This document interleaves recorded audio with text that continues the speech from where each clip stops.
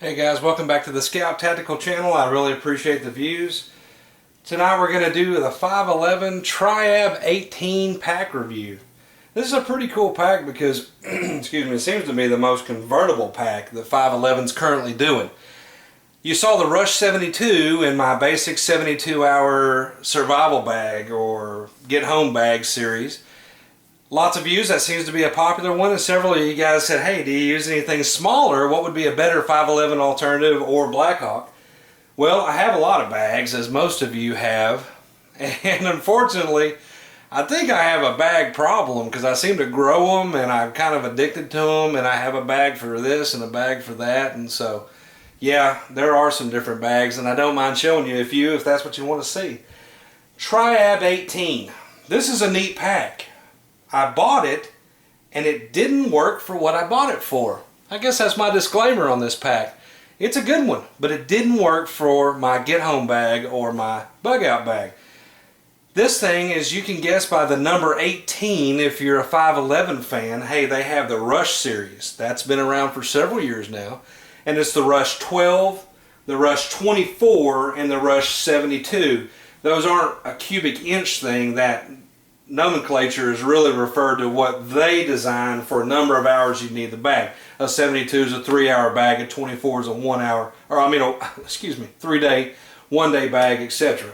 So this bag, Triab 18, fits in the middle of the 12 and the 24 basically in the cubic inch field.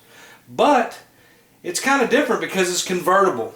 This bag can be a backpack with 2 straps, as you see, or as you've probably already seen, it can be converted. This tucks in, okay, to these slots right there, and or this side tucks in, your choice. You can take one of the straps, tuck it in, and then with one of their other straps that are included, you make it a sling pack with just one across.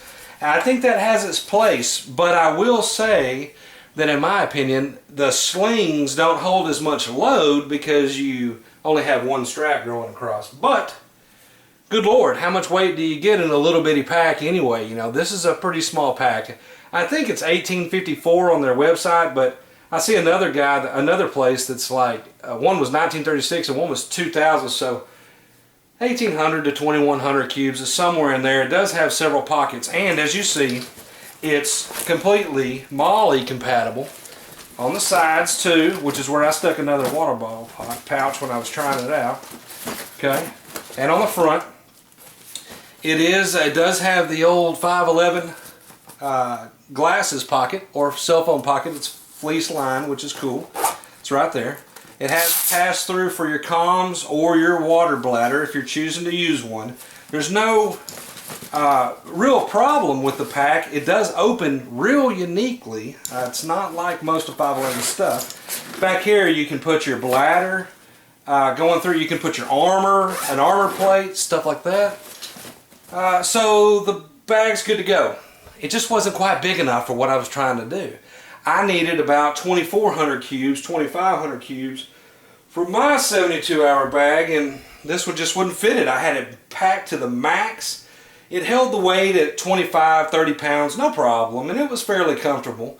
But after a while, it starts pulling away from you as it's on you with a super heavy load. The bag's simply not designed for that much stuff. It's actually a go fast. If you look, it's real streamlined. It's in a triangle formation, which is low to the head, small at the head. This is a cool bag. It's definitely high speed, low drag. If you've picked up on it, when I flipped it earlier, this is an addition. This is the 5.11 Brokos war belt. Happens to have a little Maxpedition dump pouch that I haven't taken off yet. I shot and stuff with this bag on quite a bit when I was trying it out for my 72 stuff, and then I went on a little overnight camp when I was deer hunting with it. So this is how that slips in there. It just goes through. There's Velcro in there. It holds their Brokos belt, really, or any belt, but it holds it so that you can have a hip belt, which I knew was important for my load bearing when I was using it for a 72-hour. And I like the Brokos because it has these molle on there, so you can put flashlight pouch, sheath knife, which is a fixed blade, your handgun holster, all those things, whatever, mag pouch. Different things can go on your belt and that way they're saving some room in the pack, which is kind of limited, as I mentioned. So on the outside, it has this kind of cool handle, which is super awesome, very reinforced. I like that. It has a Velcro pouch, which you didn't see coming, and in there you can kind of go. It's designed for a CCW, you know, a concealed weapon or whatever. You can put your holster. It's complete Velcro field in there, so you can stick one of those universal holsters in there or what have you, or just throw your gun in there, whatever you prefer. Has two water bottle pouches here, but they're funky. I'm gonna be honest, man. I'm a 5.11 nut.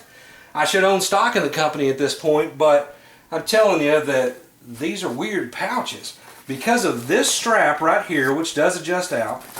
You see how the pouch does? It goes this way. The water bottle falls out when you're using it. I thought this is crap. These are the worst two pockets, I gotta be honest, that I've ever seen on a 5.11 pack. Totally useless. Unless maybe you're sticking something else in there that you need, like your compass or your map, maybe something that goes down farther, your personal beacon, locator beacon or something like that, your spot. I don't know, man. It didn't do much for me. So, your mileage may vary. I'm trying to keep it honest. I don't want to tell you it's awesome just so you buy the pack. I try to tell you you should buy the pack, but these are kind of funny pockets. Let's open up the main compartment, because that's really all there is. There's this stash pocket and the inside, plus the back pouch and the sunglasses thing that I showed you. Most 5.11s, as you know, okay, open like this from the top, just like backpacks should, you know, a normal backpack would. This one's got a pretty cool opening, and it really allows you to get in the pack. If you have a bunch of gear, you can see it. Voila! Tell me that's not cool, okay? So this has, that's just some straps I got in there. So as you see, it's got a Velcro and molle inside the whole bottom. So you can do all kinds of stuff, your different admin pouches and all your organization. It has on both sides a pass-through pocket, okay, where you can put whatever, water bladder under here, or an armor plate, or your tarp, or your on and on and on. Maybe even a laptop, I don't know. So it has that. This is the inside of your sunglasses pocket, as you see. Now, on the lid, it has pockets up in the lid. Now, isn't that cool? It has some of them that are Velcro, okay, that you can stick stuff in, and that pass through to the other side. I don't know why that'd be handy, but you could get to it right or left. I guess that is handy. All right, it's got a, up here, mesh pocket, which again, you can see it's got the zipper pocket, another level of pockets underneath this level of pockets. It's got flashlight loops, okay? One caveat, I just want to tell you from using this pack. This loop, okay, it holds your flashlights and stuff, your 1-inch diameter flashlights. This loop doesn't, and this loop doesn't.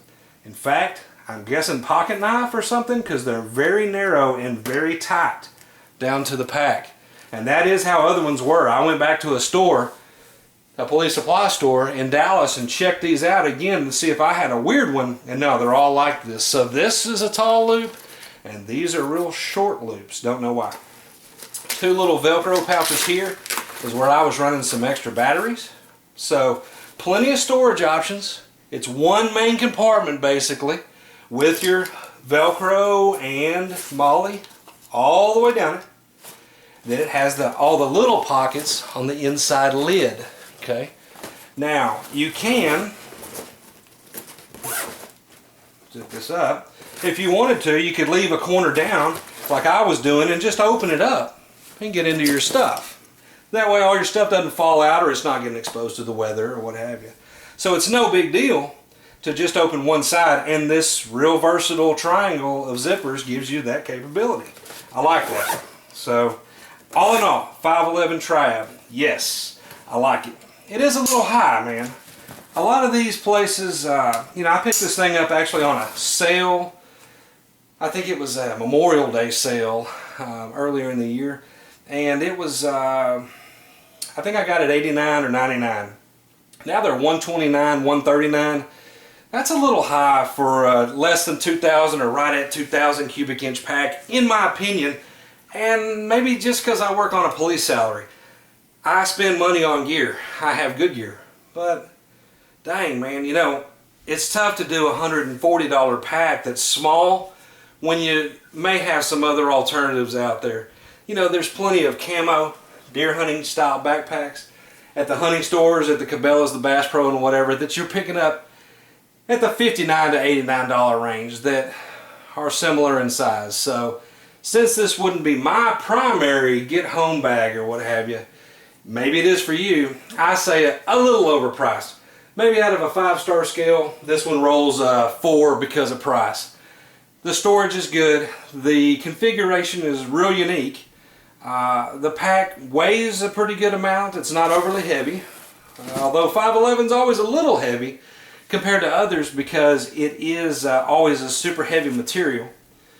The Brokos belt, in case you're not familiar with that, now that's an expensive addition. I already had that Brokos belt from some training I was doing. I was testing it out. So that's what led me to get the Triab, because I said, well, okay, I don't have to already buy the Brokos because I have it and I'm not using it.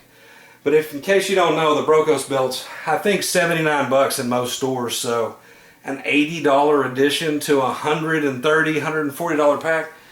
Now we're at $210, $220 as shown. Probably not. The padding is good on this, by the way, but it's less than the 5.11 Rush series. I don't know why, although it's a little more meshy. The shoulder straps are good on this, by the way, but they're thinner than the Rush series. All in all, I gotta say that it's a good pack, but you have to have the money. Similar to like Eberly stock, things like that, man, those are good bags, but don't let it eat on you the whole time. You don't want a pack on your back that's $450 and that just bugs the heck out of you and you don't enjoy your use out in the woods or whatever. So if price is a problem, this one's not for you. If no big deal, 140 to 200 bucks or so configured as is, yeah, if that's not a problem, then go for it. It is a great pack. I know that the guys at 5.11 are awesome. They always have great service. I've not heard of any trouble with any of their packs. But if you do, I know that they'll make it right. I did break a buckle on their Rush tier system, which straps other packs onto these, which is compatible. Like you put a Moab 6 or a Moab 10 on there. I broke a buckle on one. They literally priority mailed me a buckle. Now, you know, that's crazy. It was like a $8 mailing cost just for a little bitty buckle, but that's cool. All I had to do was call them. I didn't have to prove anything. I had to send the old one back. So as usual, 5.11 is thumbs up, 5 stars. I like it. Guys, I appreciate you watching tonight. I appreciate all the views and the new subscribers. I ask you, if you like the videos, to subscribe and tell your friends. Make sure you share the videos. As always, thanks for watching.